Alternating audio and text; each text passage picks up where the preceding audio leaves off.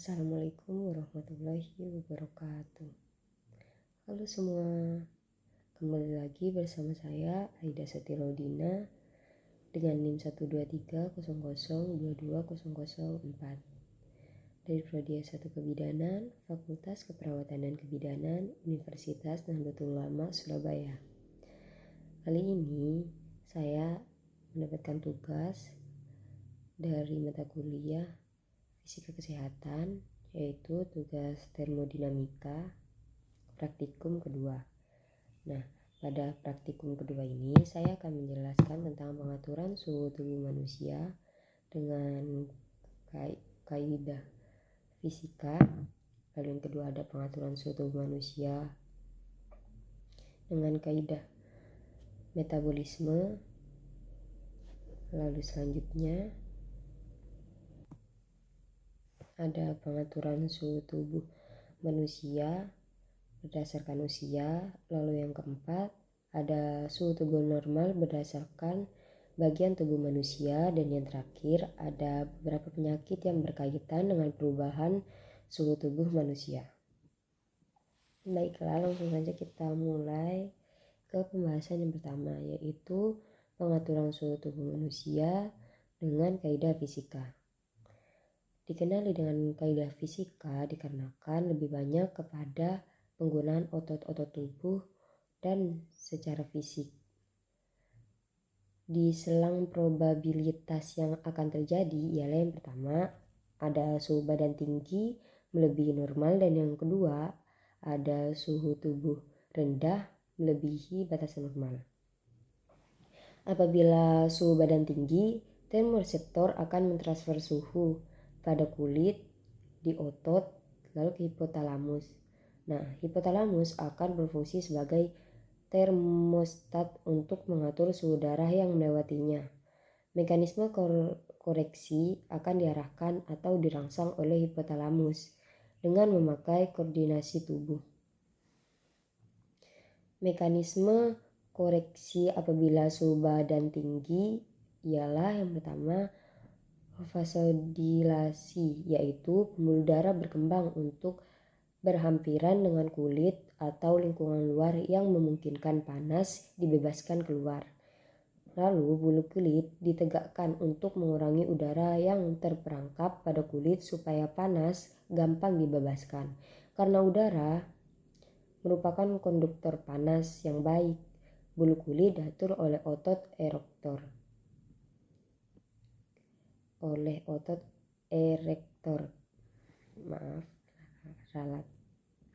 Selanjutnya, lebih banyak darah pada kulit yang kelihatan merah, memudahkan panas darah terbebas keluar melewati berbagai penyinaran. Lalu kulit akan berpeluh atau berkeringat. Cairan keringat yang dirembes oleh kelenjar keringat mempunyai panas pendem tentu yang tinggi, bisa menyerap panas yang tinggi dan terbebas ke anggota yang terkait sekitar apabila cairan perlu menguap. Lalu apabila suhu tubuh rendah, termoreseptor akan menaikkan suhu pada kulit. Di otak, hipotalamus akan berfungsi sebagai termostat pengatur suhu darah yang melewatinya. Mekanisme koreksi akan diarahkan atau dirangsang oleh hipotalamus dengan memakai koordinasi badan. Lalu yang kedua yaitu mekanisme koreksi apabila suhu tubuh rendah. Yang pertama itu vasokonstriksi, yaitu pembuluh darah akan menyempit untuk menjauhi kulit supaya panas tak banyak keluar ke anggota yang terkait sekitar. Nah, bulu kulit ditegakkan supaya lebih banyak udara yang terperangkap pada kulit. Lalu yang kedua, mekanisme koreksi apabila suhu badan rendah ialah pembuluh darah menyempit untuk menjauhi kulit supaya panas tak banyak keluar ke anggota yang terkait sekitar. Lalu bulu kuduk ditegakkan supaya lebih banyak udara yang masuk. Kurangnya keringat atau masa kurangnya cairan keringat dirembeskan oleh kelenjar peluh, karena itu panas tak banyak dibebaskan melewati penguapan cairan peluh. Dilanjut Yang kedua yaitu pengaturan suhu tubuh dengan kaidah metabolisme.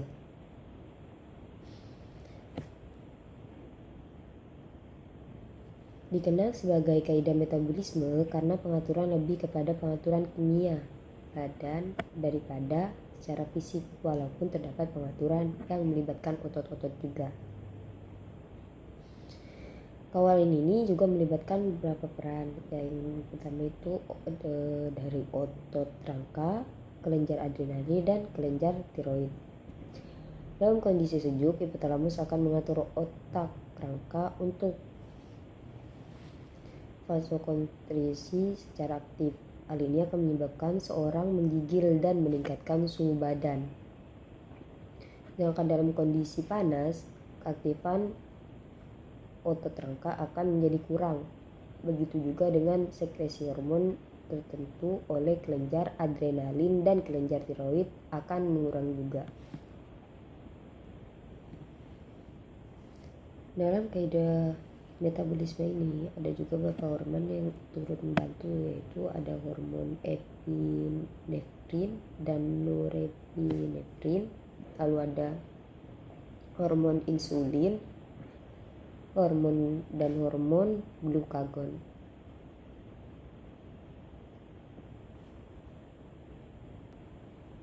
Lanjut pembahasan 3 yaitu suhu tubuh normal manusia berdasarkan usia.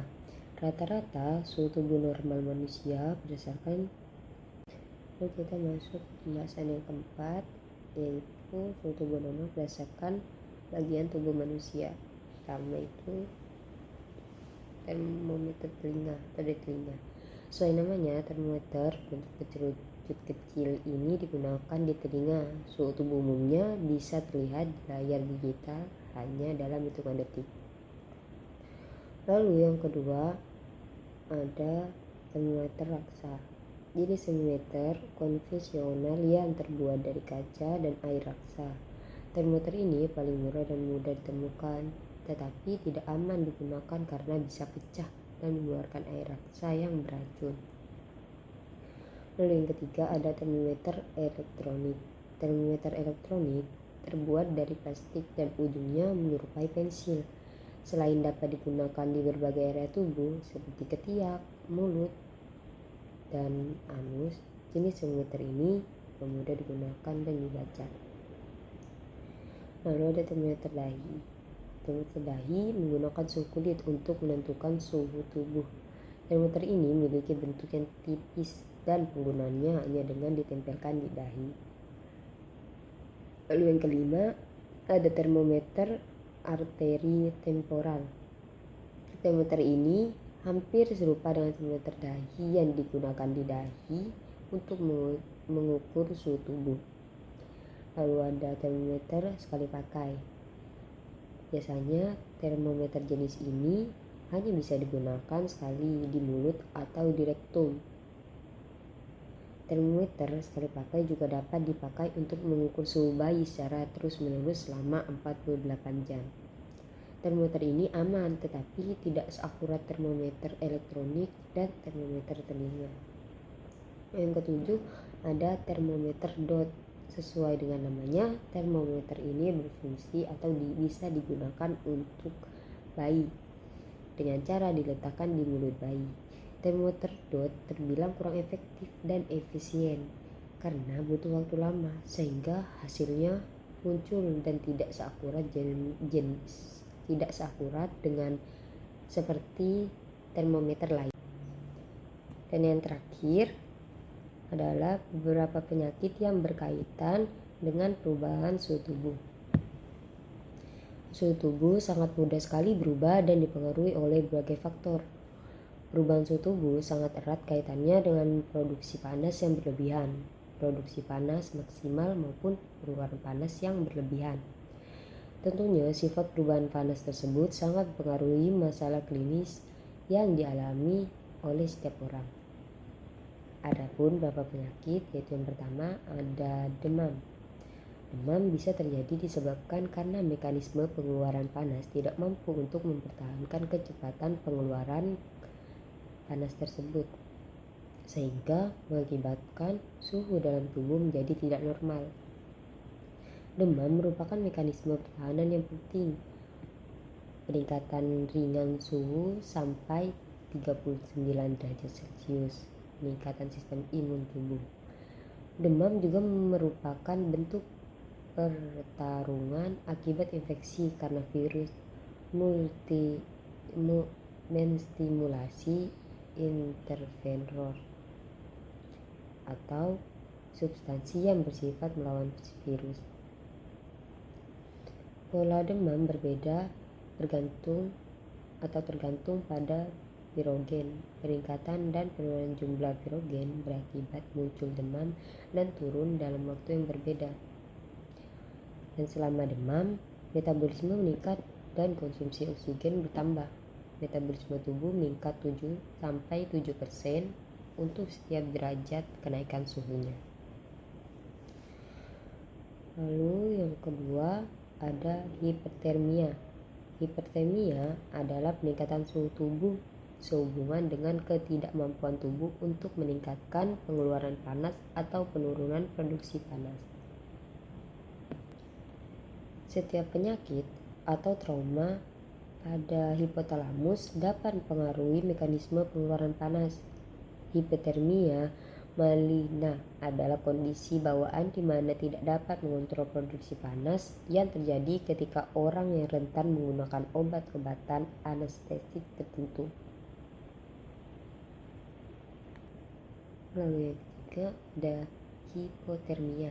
Hipotermia ya pengeluaran panas akibat paparan terus-menerus terhadap dingin mempengaruhi kemampuan tubuh untuk memproduksi panas sehingga akan mengakibatkan hipotermia. Hipotermia diklasifikasikan melalui pengukuran suhu inti, pertama ada ringan. Ringan itu dari 33 derajat sampai 36 derajat. Lalu ada sedang dari 30 derajat Celcius sampai 33 derajat Celcius. Sedangkan yang berat dari 27 derajat sampai 30 derajat Celcius. Lalu yang terakhir ada sangat berat, yaitu kurang lebih 30 derajat Celcius. Hipotermia aksidental biasanya terjadi secara berangsur dan tidak diketahui selama beberapa jam. Ketika suhu tubuh turun menjadi 35 derajat Celcius, orang yang mengalami hipotermia mengalami gemetar yang tidak terkontrol, hingga ingatan, depresi, dan tidak mampu menilai sesuatu. Jika suhu tubuh turun di bawah 34,4 derajat Celcius. Lalu yang terakhir ada heat stroke. Lingkungan dengan suhu tinggi dapat mempengaruhi mekanisme pengeluaran panas. Nah, kondisi ini disebut dengan heat stroke. Penderita heat stroke tidak berkeringat karena kehilangan elektrolit sangat berat dan malfungsi hipotalamus. Heat stroke dengan suhu yang lebih besar dari 40,5 derajat Celcius mengakibatkan kerusakan jaringan pada sel dari semua organ tubuh. Itulah beberapa kondisi penyakit yang disebabkan oleh adanya pengaruh suhu tubuh. Adanya perubahan suhu tubuh memang sangat sulit dicegah, dan manusia hanya dapat melakukan minimal risiko dari penyakit-penyakit yang berkaitan dengan perubahan suhu tubuh.